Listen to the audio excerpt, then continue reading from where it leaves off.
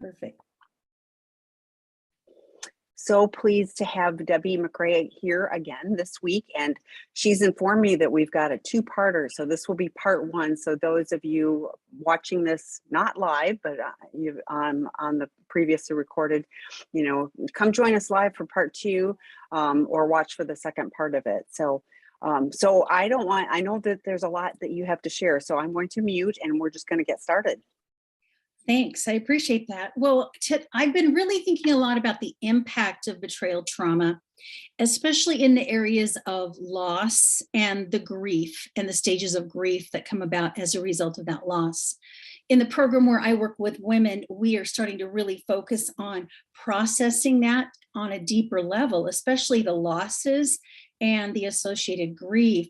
In addition to that, we're also looking at, okay, how have I grown and how have I become resilient as a part of this as well? So we're turning to more of that gratitude as well. But in getting into talking about the loss and the grief, I've recognized that it is so mixed in with all the other experiences that we're having when we're experiencing betrayal trauma. So I'm not going to get deep into the losses today. I'm just going to identify a few of them, and then possibly we'll interweave it with the different stages of grief that we're going to talk about today. So I think the biggest loss that we experience as a betrayed partner is the fact that we got the loss of the trust we once had in our partner. And that includes really questioning the person that we thought we knew. And that's a big one. We can go deep into that, and we'll save that for another day. We also have a loss of trusting ourselves, and we begin to possibly be plagued by self-doubt. We might question everything about ourselves, from how we look to how we didn't pick up on it to how we need to move forward. So there's a lot of that. I've lost that sense of trusting myself, trusting my intuition that was part of me, trusting the information that's coming to me. I can't even myself discern. There's also that loss of a sense of self. Who am I now? Oftentimes we relate and we have an identity in accordance to who we're in relationship with. And so sometimes when the rug's been pulled out from underneath us in the area of our romantic, our closest relationships, it's very, very difficult to really figure out, now, who am I? We also have a general loss of trust even in others. So that can even go even outside our relationship. So we may not know who to trust. And we may go to people and turn to people for help, and they may betray us and they might not hold our trust. And then again, it's almost like another, added layer to the trust issue. We also have the loss of a shared past. What that means is, I have a history with you. And now I'm going back and I'm questioning my history. I'm questioning what was real and what wasn't real. And most of the partners that I work with, when this subject comes up, they will feel like none of it was real. And so now they're questioning everything that happened from the day they came into this relationship with the betraying partner to their current time. They're still questioning that. They're also questioning their anticipated future. What does my future look like? For some of them, it might be, do I stay in this relationship? If so, what does it look like? Do I leave this relationship? If so, what does it look like? How do I move through the fear? How do I do it in a state of crisis, or I'm in my, relational betrayal trauma? So the future, there's a huge loss in what that future vision was that you used to have, and it's no longer what you thought it was. And then another one that comes up is that loss that you oftentimes have in the trust in a higher power. For some of us, it might be God. For some of us, it might even be our intuition, might be our higher power. It might be our sense of self, maybe my higher self. Now I can't tune in or tap into that. I might feel like I don't have support in that any longer. And so oftentimes I feel abandoned. I can relate to that one. That was one I remember experiencing. It's like, gosh, I don't feel like I have anybody there, especially my higher power, God, whatever it was. And so it can be very, very lonely. So let's talk a little bit about the impact of grief. Grief has so many layers to it. Grief really is, it is a process. It is a journey. But when we experience that betrayal trauma, it immediately plunges us into loss and grief, just immediately. And so when we have this type of trauma, it does parallel the sudden loss of a loved one. It's very similar. And so as a betrayed partner, we go through the stages of grief. We need to understand that the stages of grief are not linear, meaning it doesn't go to stage 1, stage 2, stage 3, stage 4, stage 5, but instead it is back and forth. It is a very winding journey. There is skipping around, I should say.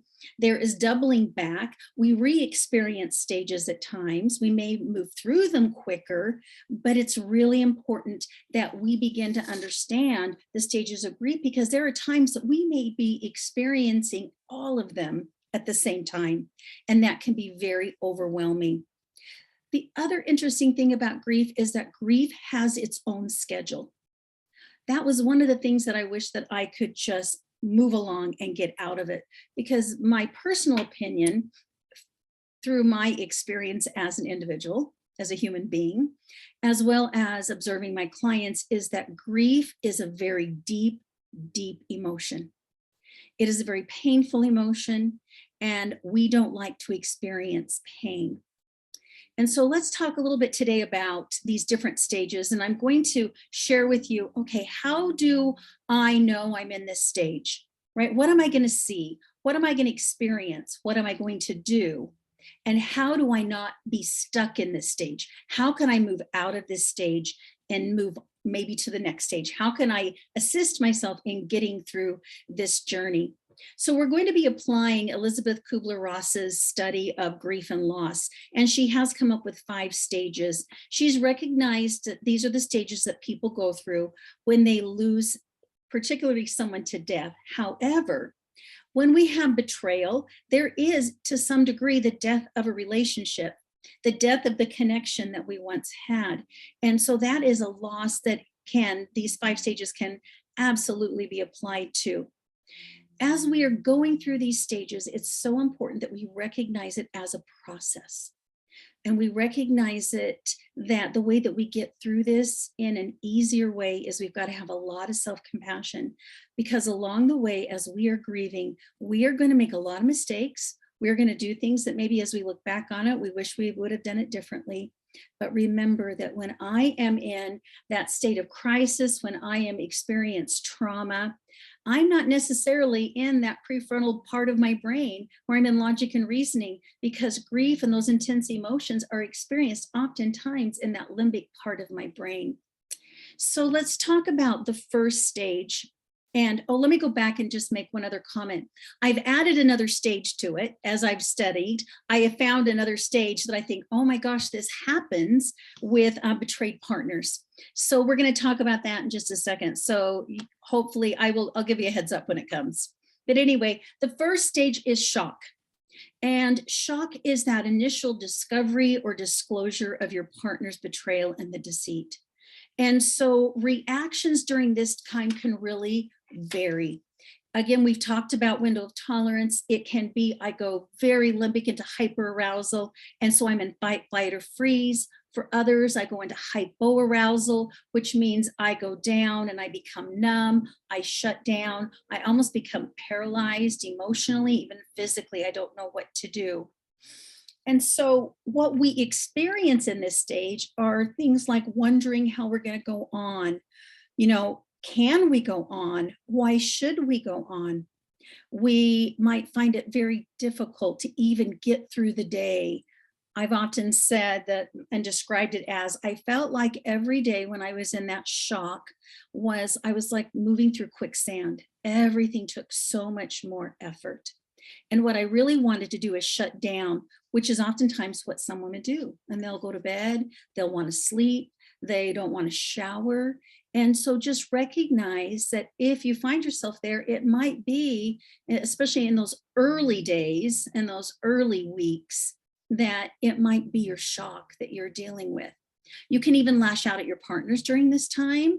You might find that you are unable to control your emotions. You might go from anger, you might laugh, you might cry, you might be all over the place. I remember a few weeks back, we had somebody who brought up another thing that can often happen, and that is some women also go into hypersexual state. So as a partner, I might find myself, especially when I'm in shock, wanting to be closer to my betraying partner. And oftentimes, sex is the mechanism that I use to do that. However, it's oftentimes very short-lived. And if we can just recognize that this does happen and that you're not outside the norm, and maybe being able to identify this is the why will help you recognize where you're at. This initial shock stage is really necessary because in a way it's almost, in some ways, it gives us a level of anesthesia to help us cope with the pain that we're experiencing. And so we go into that survival mode, like I talked about. And in some way, it helps us to regulate how much we can handle in the beginning. However, shock is going to start to wear off. And then we're going to begin to move into some of these other stages. And as we do that, we might notice that our internal emotional pain begins to increase. And we might want to resist that. We might want to shy away of it and do whatever we can not to go through these different stages. But we've got to keep in the back of our mind that the only way to heal is by moving through the pain. And so hopefully today I'll give you some ideas on how you can do that in a more less resistant way. So how do I recognize if I am in this phase? Well, it's more about those signs and symptoms that I just talked about, and connecting it to the fact that maybe there was just a recent discovery, maybe there was a disclosure. And this typically, the shock will last anywhere from a few weeks to a few months. So it's relatively short-lived, although while you're in it, it doesn't feel that way.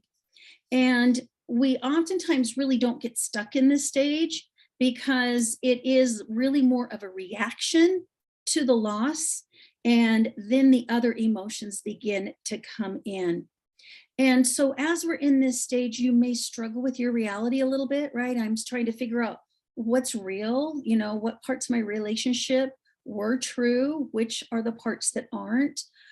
We might attempt to just kind of stay in our head a lot. And we might just say to ourselves over and over again, I can't believe that this is happening to me. How could this be my life? And so that's part of that shock, okay? That also kind of overlaps with denial to some degree. So when we're in denial, again, we are wondering how we got here. We can't believe it's our life. We might even make some attempts to have it all go away. And a lot of this is done internally. We get into what I call our monkey mind. We've talked about that before, that constant chattering in our head. And we're trying to make sense of our life. And oftentimes what we're trying to do is we're trying to, in essence, reject the reality of the betrayal. And so here's some of the things you might find yourself doing. I will see women in my groups, they will come in and they will begin to compare the severity of their betrayal to somebody else's. In fact, we just had a staff meeting today and they were talking about someone who was, the comment someone had made in one of their groups, it was a betrayed partner, was, well, my husband's acting out was just so minute compared to everybody else's. It wasn't, a real bad porn addiction, and he doesn't have a sex addiction. And so, I'm doing really, really well. So we might tell ourselves that at least my partner didn't act out in a certain way. Maybe they did everything virtual, so they didn't act out with a real person. So it really wasn't that bad. We might even go into premature optimism. This is kind of all of the, gosh, I'm going to forgive you and it's okay. And we're going to move on. And I don't need to do a disclosure. And let's just get through this as quick as we can together. Others will almost kind of roll over and just give up. They might just shrug their shoulders and assume that there's nothing I can really do about it. And so I'm just going to stay in this spot. I'm just going to kind of sit down on the trail because this hike is too difficult. Um, an obvious form of denial is just actually denying that anything really went on. And sometimes I have to sit down and work with my clients on really owning the reality of their situation and looking at the facts, and sometimes even presenting it in a way that they have to really face it and recognize that they've got to step into doing something about it. You might find yourself making excuses for the betraying partners. You might even minimize to people what their behaviors are. You might explain it away and come up with explanations, even internally for yourself or as you're verbalizing it to other people. And sometimes betrayed partners will take on an attitude of, I just don't want to know. I really don't want to know. I don't want to talk about it. I don't want to know. And they may even see that their partners are showing clear signs that they're not in active recovery. And oftentimes, when I'm in denial, I just don't want to deal with it right now. So we don't want to get stuck in this stage, because this is a stage that I would say is one where we're not stepping into our personal power yet. So allow yourself to feel the emotions that come. So rather than pushing them away or, shoving them down, as your emotions come up, recognize them, put a name to them, notice where you feel them in your body, and recognize that emotions are not good or bad. So take the judgment out of it. That's the self-compassion piece once again. Oftentimes I've had a client come in and say to me, I just don't want to cry about it. I don't want to go to sadness, because if I go to sadness, I'm afraid I will never stop crying. So I'm just not willing to go there. Recognize that if you're saying that, you're in denial to some degree. And like I said previously, I can be in denial and I can be in anger at the same time. So recognize that, and we'll talk about that stage in a minute. Remember that every emotion eventually runs its course. So even sadness will eventually go away. It will. And I remember I cried a lot in my sadness and in my grieving. And I remember saying at one point, I feel like I cry every single day, and not just once a day, but multiple times a day. And I don't think I'm ever going to stop crying. Well, the reality is that I did. So when an emotion comes up, give yourself permission. Tell yourself it's okay to feel angry, to feel the pain, to feel the hurt, to cry, to do whatever you need to address that emotion. Okay. So now I've added another stage. And so we're going to call this obsession. So lots of times I move out of denial and I move into an obsession phase. So what you experience in this phase is all of a sudden the realness of the situation has settled in. And now you can't all you can do is obsess and focus on the partner's betrayal and the details of it. So you remain so focused on it that you exclude all the other healing and recovery work you need to be doing. And so you're focused on your partner's deceit. You're focused on the betrayal. You begin to wonder and fear over every possibility. You start to make up stories in your head. You focus on the deception that's derailed the relationship. You start to examine, was there any truth in this relationship? What is real? You start to then analyze yourself. You start investigating, and you're trying to look for things because you want to make sure that you can prevent any more damage from occurring. So it's like, I don't want any more pain. So I've got to obsess and figure out everything I need to, so that they're not going to be hit from left field, or I know everything I need to know. Once I know everything, then I can feel better. So that's a common thing that I hear.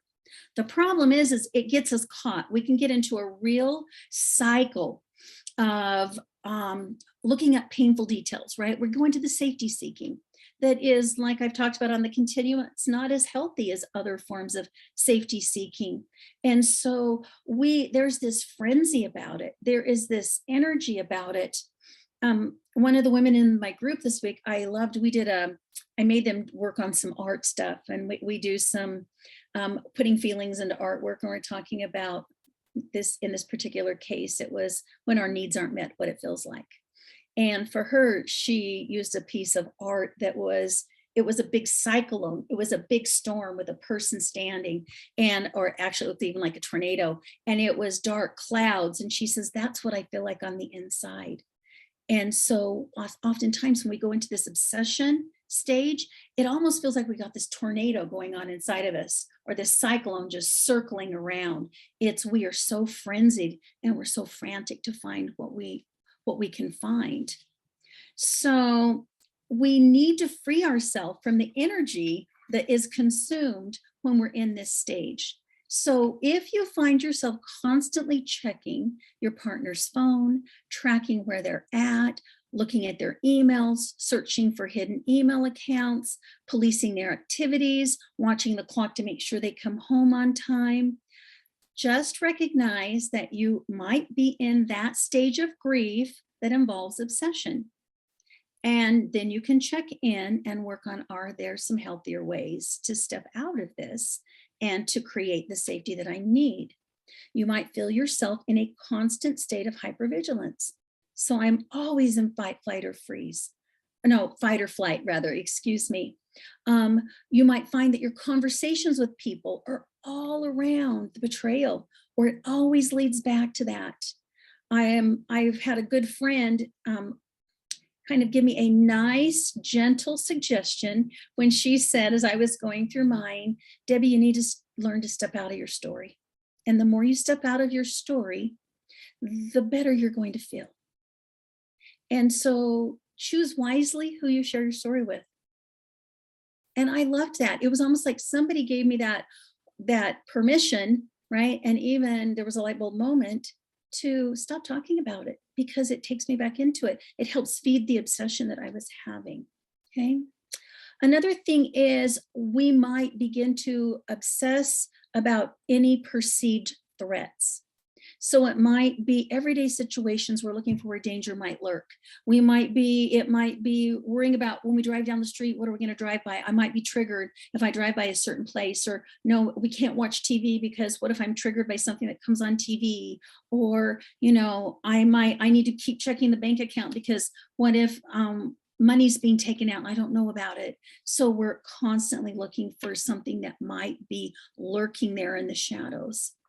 You may also isolate and find yourself during this obsessive phase or stage, you just staying home because it takes a lot of energy. And so you disconnect from other people. So what we've got to do is step into some self-compassion when we're here, recognize that at times, yes, I'm going into this behavior. This is what one does when they're in betrayal trauma, and I'm not alone in this. And how can I do this differently? How can I do this in a healthier way that supports my own healing? So self-care is really critical in this stage. You've got to take time to create that foundation of self-care. This is foundational, that self-awareness of what it is I need in this moment, and shift your focus to your own personal healing. So that means you've got to focus on your physical health, your emotional health, your spiritual health, and do self-care in each of those areas every day. I know we repeat that again and again and again. We've got to be very intentional in focusing on our own healing rather than watching my partner's healing, because that's very easy to do. And oftentimes we find ourselves saying, well, I would be doing better if only they would do this. And then you can fill in the blank. But the truth of the matter is that in order for us to heal, we have to get to that place where we're just focusing on ourselves. So what we need to do, you've got to create some boundaries for yourself. So that means that you might need to go internally and go, okay, I am not going to look at my partner's phone unless I ask permission first and he's here. Or it's that I am going to make my partner aware of what I need, so that when I need to know that you've only, you're not doing inappropriate emails, that either we have an email account together and maybe that's how we do it. So we both have equal access and that's what we use together. So there's lots of ways to create boundaries around those perceived threats that we talked about. Practicing mindfulness, making sure we're living in the moment. Because remember, when we're in that obsession phase, we want to go back to the past and we want to keep projecting into the future. Like I said earlier, really be in tune with your body. Recognize the signals that it's giving you. And so if you find you're in this obsession phase, you might want to find things to do that are very calming, like yoga, like back into the breathing. So anything like that that we can use to, because this is a state of hypervigilance, we want to calm the system down. Finding safe people to communicate with and talking to those, like I find that the quickest way to regulate is when I've got this community of people supporting me. That's why I love support groups. And there's so many wonderful support groups wherever you turn, you know, especially here on Seeking Integrity and Sex and Relationship Healing. Oh, so many groups that you can turn to. So if you find yourself in this state of, you know, obsession, find a group, find somewhere you can go and get yourself grounded. Listen to a podcast. And find something that will kind of get you back into your body. And just make sure that you recognize that this isn't a character flaw. This isn't that you're a bad person. This is that you are in grief. You're experiencing trauma, and this happens. So we're going to talk quickly about anger. And I'm going to talk about, I really like a lot of hands-on things we can do with anger. So you need to understand that anger is a natural response when we're grieving, because remember, we've lost something. It's a threat. So when we have anger, we have this boost of adrenaline. So we can recognize we're there because we've got adrenaline, our heart rate goes up, our blood pressure goes up, and anger is there because there's a perceived threat. And oftentimes we need the energy to deal with it. Sometimes it inspires us to become more powerful. And sometimes we do have those aggressive feelings, and we need them at times to defend ourselves because we may feel like we're being attacked. So anger is a necessary stage of healing. Suppressing our anger is not good. And oftentimes we are taught that anger is bad. Don't express anger. You shouldn't go into anger. Anger is going to further disrupt the relationship. And that's true. It's how we manage our anger or don't manage our anger that really affects the relationship. So I want you to understand that if we suppress our anger, it can boil and come out later on as rage. It can become resentment. And so we can become more passive aggressive, which is kind of a quiet form of anger as opposed to the rage. So be aware of that. We may have anger directed at our loved ones. It might not just be to our betraying partner. We can have anger with ourselves. But if we look at anger, anger is what we call a surface emotion. Underneath the anger is fear. And if we can recognize when I'm angry, what is it right now that I am so fearful about? And what is it I need to do? So note that we want to learn as betrayed partners, that we want to learn that when we have anger, that we deal with it appropriately. We do want to handle it with grace and with dignity, not for anybody else, but when we look back on our experience, then we can go, oh, I used my anger for good. It helped me in my healing. It helped me move forward. It helped me to recognize what I need. Okay. So remember, you might be uncharacteristically frustrated and angry with people. It might just not be your betraying partner. It could even be your children. It could be your friends. Like I said, to yourself. And I hear a lot of women come into my groups, into my office saying, when they're in this stage of grief, I just want my betraying partner to feel the same level of pain that I felt. And so their anger might lead them into some behaviors that will cause disconnection in the relationship. I've already mentioned that we can become passive aggressive as well and do kind of things intentionally. We might make life a little harder for our betraying partner. We might just, not do the things we used to do and refuse to do the things we do, and we're doing it out of anger and rather than a healthy boundary. And you might find that you're less patient when we're in this stage. So how we move out of this stage, how we don't get stuck, is we've got to allow ourselves to feel the anger and find healthy ways to address the anger and release the anger. And I teach my clients, identify it, put a word to it. Is it frustration? Is it anger? Is it, I really want to rage right now. It just feels like a tornado inside of me. And then ask it why it's showing up. Notice where it's in your body.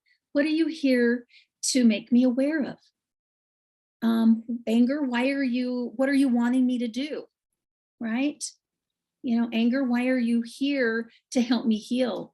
Those are some really great ways. So one of the things you can do actively is do the journal dump, like I've talked about in the past. And that is just get your journal out and just start writing about your anger. I had an anger journal when I went through my betrayal trauma, and I had it tucked away in a hidden place. And when the anger came up, rather than, project it out onto somebody else, I would go in. I had a quiet little place in my walk-in closet that was big enough for me to lay down in. And I just journaled away and got all the anger out of my body. And then I'd mentioned previously that I would go back and I would read those pages down the road in my recovery, and I'd go, oh, I'm not angry about that anymore. And I'd tear the page out and rip it to tiny pieces and burn it. So for me, that was symbolic of I was able to let go of that anger that I had been holding on to, but I'd put on that page. Okay. Turn your anger into art. Go in and draw. Even if you're not a drawer, color, take a whole big box of colored pencils or markers and just write on a piece of paper and draw what your anger looks like. Find someone who is safe to talk to, someone who will listen without judgment. And this, of course, can be a qualified therapist, a trusted friend. It can be your support group you're in. It can be a trusted church leader. But rather than holding on to it, figure out a way to get it out of your body. I love physical releases for anger. So I have had clients get punching bags that they punch, or take classes where they're doing, punching, bags. They're doing boxing. You can go and do a dance class. I think physically moving your body when we are angry is really helpful. I tell my clients, go outside and throw pieces of ice against the back fence. We have block fences here in Arizona, so it won't ruin the fence. And just as you're doing that, just if you want to scream, let it come from your gut and come out. I had a group of women in one of my groups. They went to a smash room where they took their anger out and they smashed old appliances and dishes. And, several of them went and they had the best time together doing that, but they got their anger out. Punch a pillow on a bed. Anything that is going to kind of get your physical body moving is really helpful.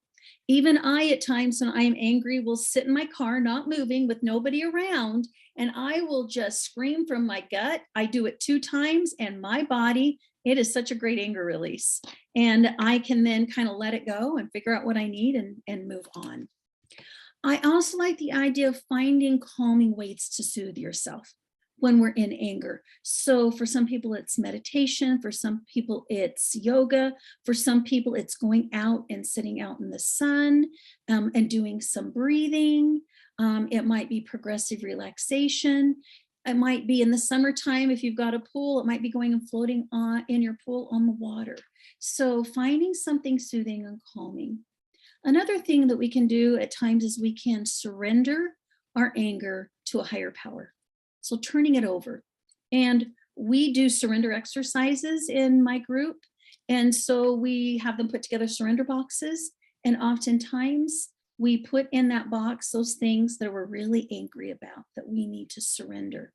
And so symbolically, we think about it, we write it out, we might draw a picture of it and fold it up, we put it in the box. And then the beautiful part is we share it and we say it out loud. And it brings up a lot of emotions. Most oftentimes the anger's gone and the sadness can come forward. and then we can deal with the sadness. And it's not that we are forgiving necessarily and forgetting, but we are surrendering the power that that anger has had over us. And we are surrendering that we can't control things that possibly made us angry.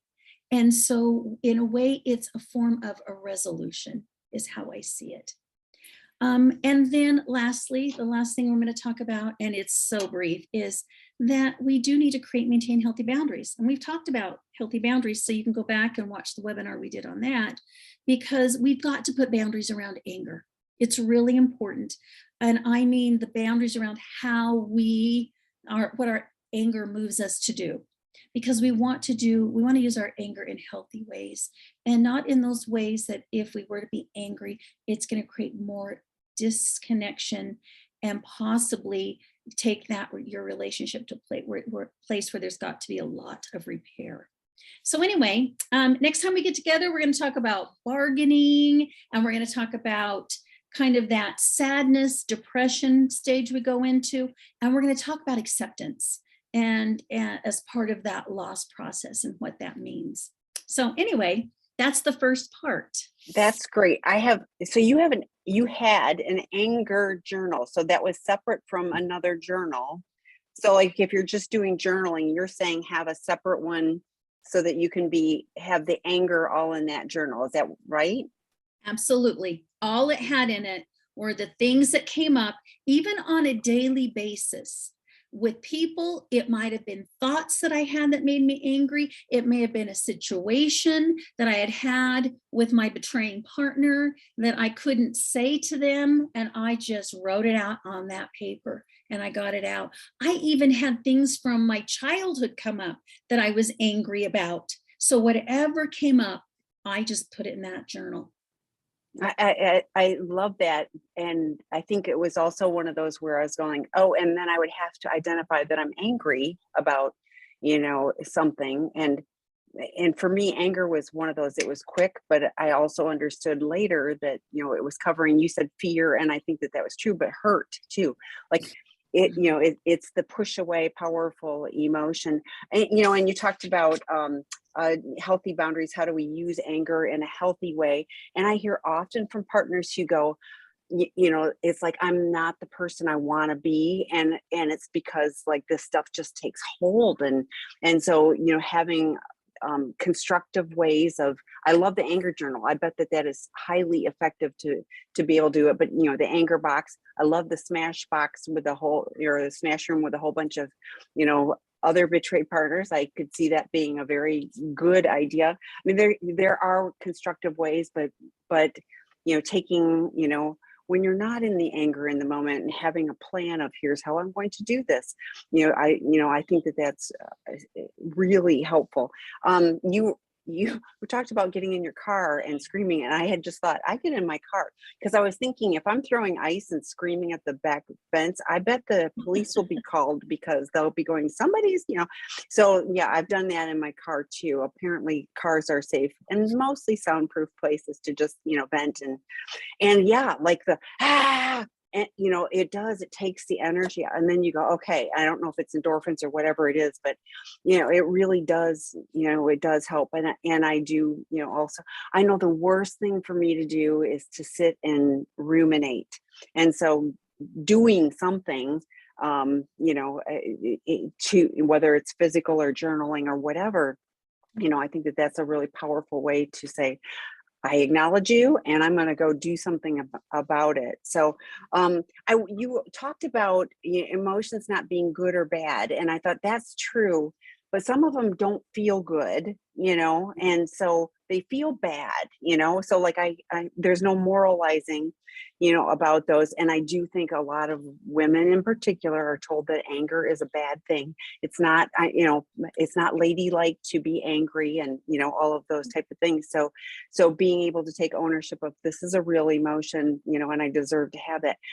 Mm. but I have seen people get stuck. So, you talked about like the emotions will flow and go, but like you shared, yes, they did go for you, but you worked on them. You were willing to acknowledge them, do something constructive about that. So I think that I think it is one of those things where, understanding, yes, they will continue and ebb and flow, and you will repeat some of these, but you have to be willing to step into that space and oh, so sorry. Um, um, the denial, like so many of the things you said, I was like, oh my gosh, this is so, like, I hear these things all the time. Like the comparison of, like, it's not that bad because he only did, or, and the other one that I hear a lot is the excuses of why. And often there is abuse, there's some trauma in, and I'm using he and she, but that doesn't, addicts and partners both, it doesn't matter. But if he experienced sexual abuse, some traumatic events that, and so they're like, that's the reason. And so that was bad. So then I need to feel bad for him. And it's like they squash their own emotions about the betrayal that they're experiencing, which is real. It's real, And so, that was really helpful to hear that. And the obsession. I love that you had a friend brave to tell you step out of your own story. What a great thing to say, and to have people that, the tribe that can support you, in different ways. I do feel, like I often say to partners too, you deserve to not be stuck in his addiction, because if Mm. all you're focused on is the addict and his addiction, I mean, it's as problematic for you as his addiction is for him, and I see recovery as the freedom to go, I have a life. I have my healthy boundaries. He's going to do what he's going to do, and some of it will impact me, and all of that. But I don't have to live and breathe by what he's doing in his recovery. My emotions don't have to be ruled by, oh, he's having a good day in recovery, so okay. But I also do get, the fear of, the whole perceiving. I mean, I have partners who call, the guys are coming to treatment and they're planning out, after he gets back and all of these things. And I'm like, he hasn't even gotten to us yet. Let's, you know, more will be revealed. I get it, but I get it, the looking for safety. So this is so helpful, and there are stages, and, and it is a process. And I think it was really key when you said, you move through them. You don't get to, you don't get to just, oh, I'm going to gloss over all of those, and it, it's all going to be okay. So it's challenging stuff. So we have lots of questions, and if you are here and have questions, you can put them in your in the Q&A at the bottom of the screen. And this is part 1, so there'll be part 2. So you have to come back in 2 weeks. So the first one is, how do you get unstuck from the phase of grieving the loss 8 months later? Unfortunately, there is no time frame for grieving. We did talk about that. I would, if I were in this place and I felt stuck, I would work, first of all, in identifying in what ways do I feel stuck. So I'm going to give you an idea of something to do. I love something called journaling using the dominant, non-dominant approach. So what you're going to do is, I like to get a spiral notebook because it's easier to figure out how to hold your spiral book. You're going to open it up and you're going to write the question out. Why am I feeling stuck? Or, what phase or stage of grief am I stuck in? You're going to write it with your dominant hand. I'm right-handed. I would write it with my right hand. Then you're going to start answering it using your non-dominant hand. What that does is it kind of slows you down. It brings you into present moment. You have to really focus on the page. And it makes your brain kind of use both the left and the right hemispheres. And it connects me to the prefrontal part of my brain. So I'm now in logic and I'm in reasoning, because it'll calm you down the more you do it. And you'd be surprised at some of the things that come up. I have seen in my practice with clients that if we can become aware of where am I stuck? What am I stuck on? Maybe it's the actual loss you're stuck on. Maybe it's, a specific thing that you've lost, or a loss that you've had that you're stuck on. And then we can kind of figure out, okay, how can we work through that? It might be I'm stuck in a particular stage of grief and I don't know how to get out of it. And so then that way you can come back next week and we can talk more about that. You can go into your therapist. You can sit down with a friend, your wise friend, because I have a tribe of people that I've assigned. They have different, really wonderful, strong qualities that I go to for support because, I go to my wise friend when I need logic and reasoning, and sit down with them and talk it out with them. And maybe they can give you some ideas. Once you identify that, then you can come up with a plan to help you get unstuck in whatever stage you're in. I am really big on symbolism and ceremony. And so I love doing things that represent letting go, whether it's a surrender box or I had one client, you made me remember this. She went to the dollar store, Dollar Tree here, and she got white ceramic plates and she wrote on the plates what she was mad about. And then she went out with a hammer and smashed them in her backyard. She said, the only problem with that is I was the only one around to clean it up. So I made the mess and then I had to clean it up. Next time I'm going to do it differently, she said. But I loved that. That is to me something, a ritual I can do that symbolizes I'm letting this go or I'm getting my anger out. And so come up with, there's some of those things that I can do. And then I'm always going to go back to the way we can move forward in any situation is we've got to go back to foundationally. The things like I've got to do self-care and be self-aware. So I talk about the big three, the mindfulness part. I talk about the fact that we've got to be very self-aware of what's going on. So internally, what's going on with me and what I need. So I'm hitting the self-care. And the third thing is connection, healthy human connection. And those three things, if you can get those put into place, or maybe you've slipped out of some of them, bring them back and make them central to your life, you're going to find it's going to assist you in getting unstuck. And remember, grieving takes a while. And even years down the road, I have to tell you, even at times, I'll have a little bit of sadness come up and I go, oh yeah, there it is again. Thanks for showing up. And I can identify and recognize what it is. And it's there to remind me, because we do grieve because we care. That's the other thing about grief is we wouldn't grieve so deeply if this wasn't a loss that is very near and dear to us on a very deep level. So again, that's the self-compassion part of grieving, and just having so much compassion with yourself. Even 8 months later, I realize it feels like forever, but in the grand scheme of your life, you're not going to remember the intensity of those 8 months. So hopefully that's helped. Yeah, I was thinking too, 8 months is a long time, but it also, and the grieving process isn't. I love that you suggested looking at, are you stuck in a phase of grieving? Because if you're in the process of grieving, that's a whole different thing, and you're probably moving through. She mentioned that I cry multiple times, scream, and thanks you. I was thinking with the person that had the plates, I was like, oh, I think I'd clean them up and then I'd make a mosaic table or something out of it, so that there was like this beautiful art piece now from my, smashing. So, okay. Can you maybe take in, can you maybe take in part two the loss of the person? Oh, so asking a question about this.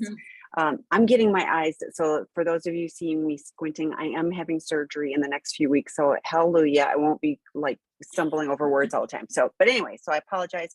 The loss of the person who you thought it was.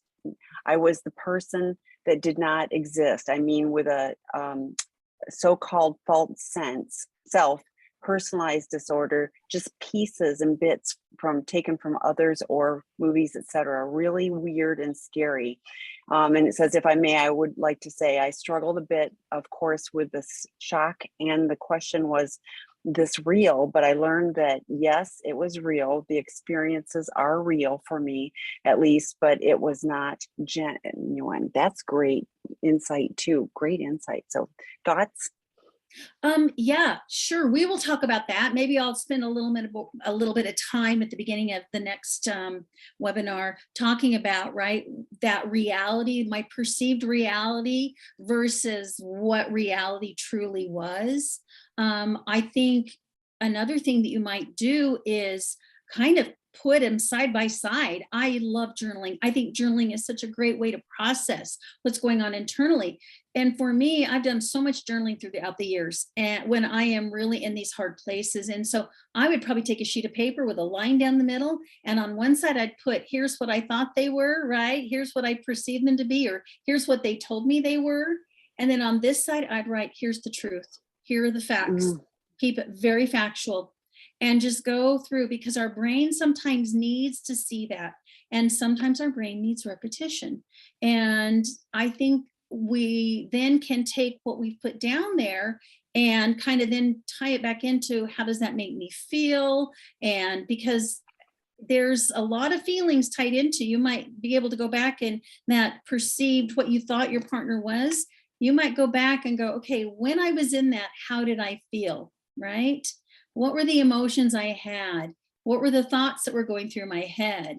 And then now with what I know, how do I feel? Might help you kind of identify where you're even at in your grieving, because you've also got to grieve the fact that here was somebody that presented one way that ended up being totally different. And I imagine that also causes your intuition to kind of be thrown off. And now you're questioning so much about yourself and your ability to choose and to, see the truth and, to make wise choices. So yeah, we'll get into that a little bit more next time. I'd be happy to do that. with your journals, you mentioned, and I know you've been doing it for a longer period of time, Mhm. and but you also like to let go. So what do you do? I'm just curious, what do you do with your old journals? Do you go back and look and go, wow, that was a place I'm at, or do you burn pages because I'm I through it? Or have. They're okay. actually stored in a very high shelf in my closet, but Mhm. periodically I might take them down. I've done that and looked through them and read them. And the very interesting thing is there is kind of a separateness that occurs. Interesting. And that's a way it is for me. So it's almost like I'm this very compassionate observer. I Huh. can read it now without going deep into those emotions, right? The really intense emotions. And here I am, 17 years, into my healing. And I can go back and have so much compassion Mm. for that Debbie I was and what I experienced then. And I can see how far I've come. And I even said this last week in one of the groups, and it's like, I did the work. I worked so hard in recovery, and the person I became, I would never give up.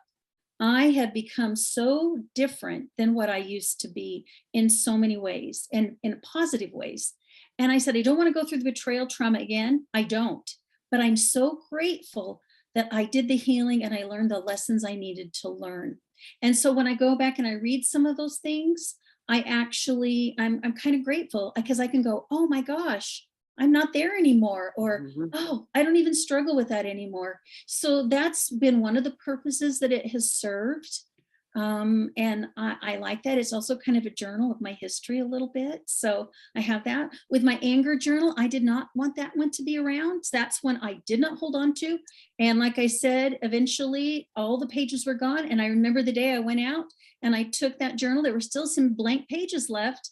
And I threw it in the dumpster because that part of at least that stage, that anger stage regarding my betrayal at that point was gone. Doesn't mean it comes up periodically, but it's in a different way. And I don't know how to explain it. It's just different.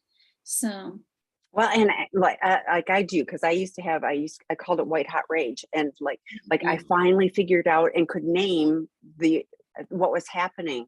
So mhm, I have never had to, since I did the work on that, feel the white hot rage, but I yes, can feel the when that emotion comes up. I know what it is now, so I don't have to go to the rage. I just go, oh, that's that wound, and it's, like, okay. And, I can see what's going on for me right now and why I'm feeling it. And then I can, as you so eloquently put it, we have to do self-care, like, rather than me ignoring just what, it is, I have to, um, acknowledge it, do some self-care about it, and then, and then it passes. I mean, and it's a hurt. It's a hurt. So to not have to feel the level of hurt that pushed the rage was amazing. I mean, it's just such a gift. So yeah, you're right. There's almost, I think that maybe that's that separateness piece I'm talking yes, about. And that's that I can acknowledge it, I can recognize it happened, and it doesn't have to take me down or into it so yes, personally. yeah, And that's, you know, I like being in that place a whole lot better. And I don't want to make it sound like going through these grieving stages are easy. They're not. I want to recognize and acknowledge all of the women who are going through betrayal trauma and they're experiencing grief. I think grief is one of the most difficult emotions. I want to avoid grief. I'm a therapist and I understand grief. And I don't like to sit and have to kind of embrace my losses and figure out how I'm going to work through them. And I don't think any of us do. But what I can say is that life always gets better. Things always get better. There's always a resolution. There's always a time where we get to a better place. We get to, and we'll talk about this next time, our new normal, where things have finally stabilized and we're able to start creating, our world again as a betrayed partner. And it can even be better than it was previously. And I even have couples come in to meet with me and tell me that exact same thing.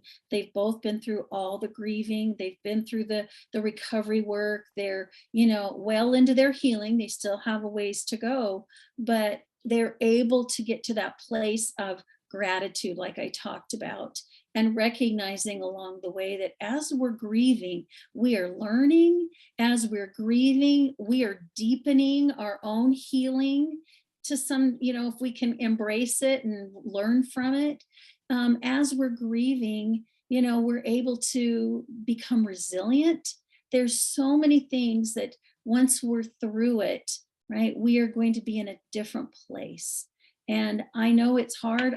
We talked about this in group this week, and oftentimes it's those that are most challenging, those fights that we have and those times we get triggered by our anger, and those really difficult things is what causes us to stop and decide, this is what's going on, and here's how I need to do life differently. And that's what I call growth. So, these stages of grief, they help us to grow and move in to that next, stage of our lives. and that's that's great. And I believe that there is hope. And somebody chimed in, and it's a full moon about letting go of what doesn't serve. And that is so true. And all of these tools, it's like, if this serves you, great. If journaling works for you, great. If going and smashing things works, great. But finding something that helps, so that you aren't just stuck. So, but come back in 2 weeks. Debbie will be back with more on this topic. So thank you, Debbie. Thank you all for joining us. And I'm going to be subbing in on the Betrayed Partner group on Sunday night. So those of you joining, I'll see you there. So thanks, everybody. Take care. Bye. Bye.